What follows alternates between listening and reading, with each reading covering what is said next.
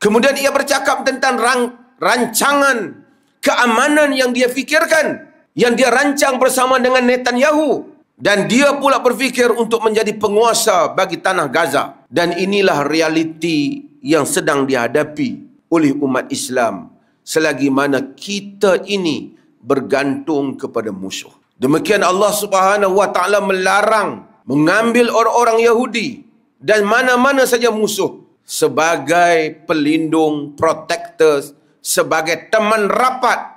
Allah tidak larang kita berbuat baik kepada orang bukan Muslim. Tapi Allah kata Allah larang kamu berbuat baik, mengangkat sebagai teman rapat, pelindung orang-orang yang memerangi kamu kerana agama kamu, mengeluarkan kamu dari kampung halaman kamu, dan membantu untuk mengeluarkan kamu dari kampung halaman kamu, dari negeri kamu.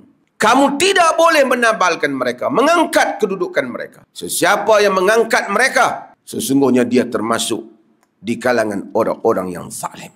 Islam tidak mau kepada peperangan. Nabi menyatakan wala tatamannau liqa'al adu fa idza laqitumuhum fathbutu.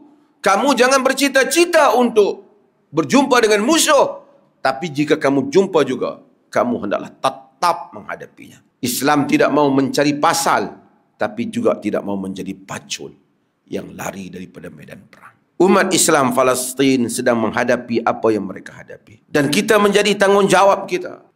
Allah Subhanahu wa taala menyebut, "Wa in istansarukum fid din fa alaikumun nasr." Jika mereka itu meminta tolong kamu di dalam agama kerana pertolongan agama, maka kamu hendaklah menolong. Apakah yang boleh kita tolong?